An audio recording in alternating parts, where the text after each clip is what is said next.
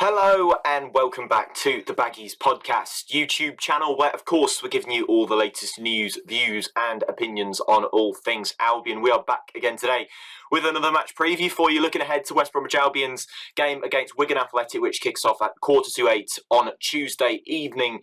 Yeah, another big chance to get 3 points, and yet another much needed 3 points, if I dare say as well. I think, we're sort of straying away from a decent record in the Championship at this moment in time, of course, drawing far too many games, but we're hoping that we can turn things around and get that another valuable win under our belts after the one against Hull a couple of weeks ago now, I suppose. But yeah, we'll be chatting about Wigan Athletic. We'll be giving you an opposition report for them. We'll also be giving you my general thoughts on Albion, predicted 11s for both sides, and also a scoreline at the end if you stick around for that. But yeah, I'd love to hear yours in the comment section below. Make sure you comment your score predictions, your predicted lineups, and also just your general thoughts on Albion at the moment. It would be great to hear.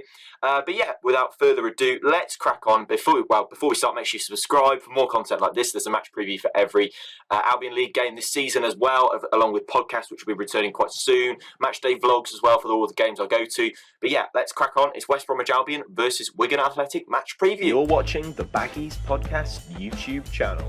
For match previews, match day vlogs, match reactions, and more, make sure to subscribe to the Baggies Podcast YouTube channel. So let's talk match preview. Let's talk Wigan Athletic. To start with the home side. Well, yeah, they've started off the season not too well, much in the same vein as Albion.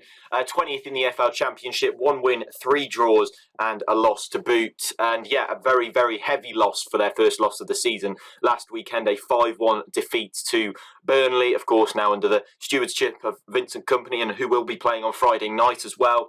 Yeah, 2 of those goals coming late on in the game as well.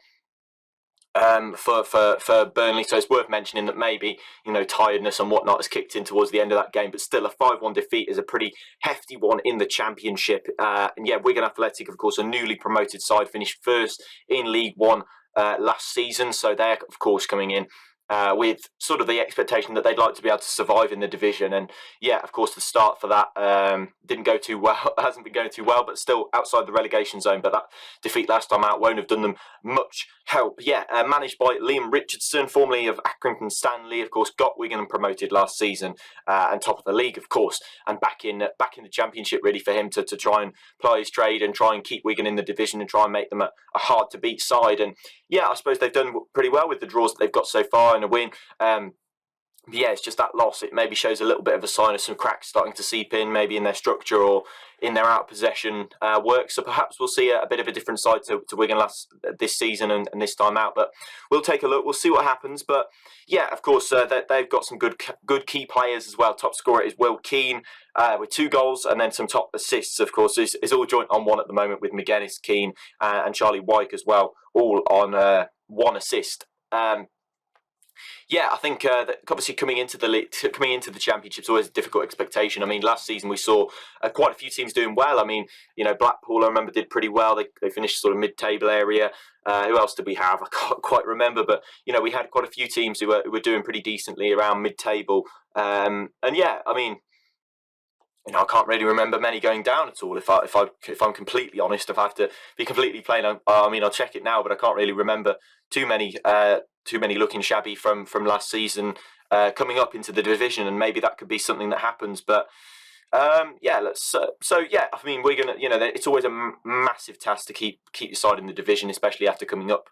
We found that obviously going into the Premier League, but yeah, I mean, only Peterborough went down last season. Hull City, of course, stayed up, and they look to be doing pretty well, apart from obviously playing us, where they lost the other day. But yeah, I mean, it is possible that the gap between League One and the Championship isn't so far now. I mean, obviously those top sides are a bit different, but the sides in the top sides coming down from the Premier League, but there is a bit of the gap is sort of starting to bridge really between the League One and Championship. So we'll see how that goes, and we'll see how sort of these newly promoted sides get on in the division. But yeah, of course, their stats are actually pretty convincing. I think play long, press high, 4th in the league for long balls per 90 with 30.4 long balls played per 90, and then 5th in the league for possession won in the final third per 90, which is 4.8. times. We are actually at the top of that list, funnily enough. So, I mean, we clearly like to win the ball high at the pitch and squeeze the opposition, but Wigan also like to do that too, and they certainly like playing the ball long when they can. I mean, one of the surprise stats I found, which I'm sure will come up in the match preview for Burnley, is that Burnley are also towards the top of that list as well, so that's quite interesting. Predicted 11.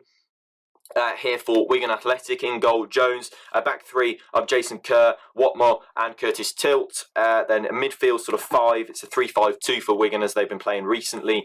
Tendai Darikwa, a right wing back, right midfield. Naylor, Max Power and Graham Shinney in the midfield three. And then James McLean, former West Bromwich Albion man and Republic of Ireland international at left midfield. Of course, it'd be strange to reunite with him again. I'm not sure he's massively a fan favourite.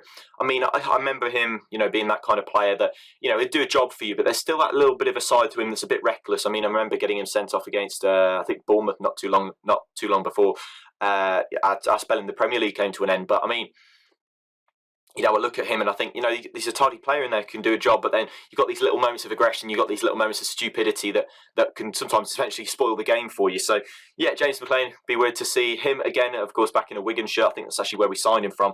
But yeah, and then up front, Callum Lang and Will Keane. Callum Lang, looking forward to seeing what he can do this season. I don't think he's quite shown the heights that he showed in League One last season. I mean, he was a player that we were linked with not too long ago. So I'll be keen to see how he gets on and what he does in that position up front, and see how he kind of gets on in the league. I mean, he did very well in League One, as I said. So yeah, fingers crossed that we can see a bit of what he can do, but also not too much of what he can do, because we know how dangerous he was in League One. Moving on, of course, to Albion, which is what we're all here to hear about. 15th in the EFL Championship, only 5 places above Wigan, 1 win, 4 draws and a loss. Not the best start to the season by any means for Albion.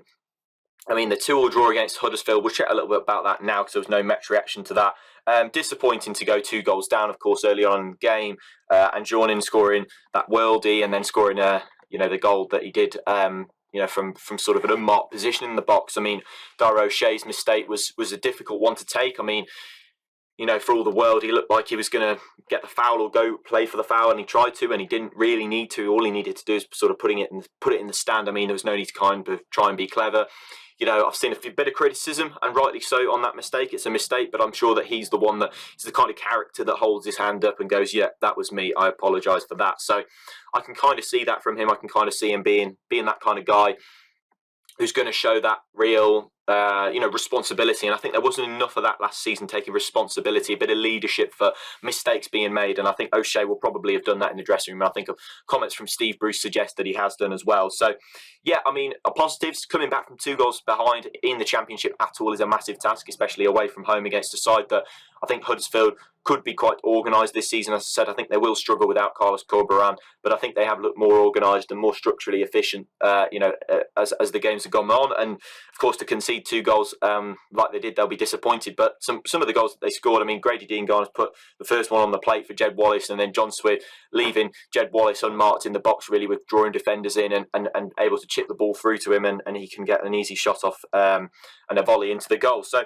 yeah, it's nice to see him get off the mark. Jed Wallace, I think, he's one of those players that I think he deserved that goal and deserved that for his hard work. I mean, especially in that Watford game, I look back, it's a couple of games ago now, but the way he played was absolutely phenomenal, and I think the hard work really does pay off for him, and he works exceptionally hard for the team, and I think he deserved his 2 goals the other day, and I think that hard work has paid off for him, and it's nice to see that, because he's constantly milling up and down that right channel, being useful defensively, and of course moving forwards. He's so fit, so athletic, and yeah, I'm really pleased to see him get off the mark with 2 decent goals. And yeah, of course, John Swift also on 2 now. He's on 2. Carlane Grant's on 2. We're starting to chip in with goals all across the field. I think that's more important, really.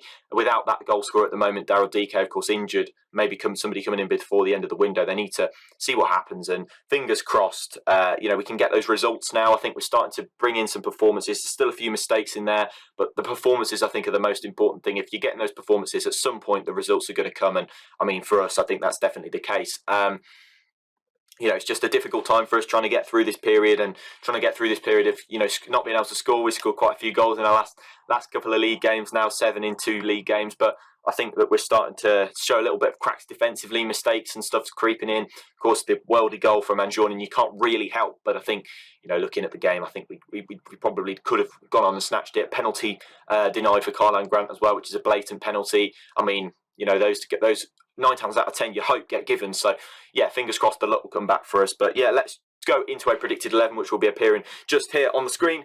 David Button in goal. I think he keeps his place, and then a back four, I think virtually unchanged from last time out. I think Darnell Furlong at right back, of course. Taylor Gardner-Hickman did come on later on in the game. Shemi Ajayi and Dara O'Shea at centre back, with Connor Townsend at left back.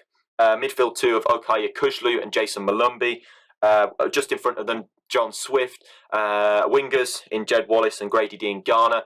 And then, of course, Carlan Grant up front as well. Yeah, pretty unchanged, I think, is probably what we're going to go for, because, let's be honest, there wasn't much wrong with the performance against Huddersfield, just those mistakes and kind of failing to close down on the edge of the box, I think, was one of the things that got me.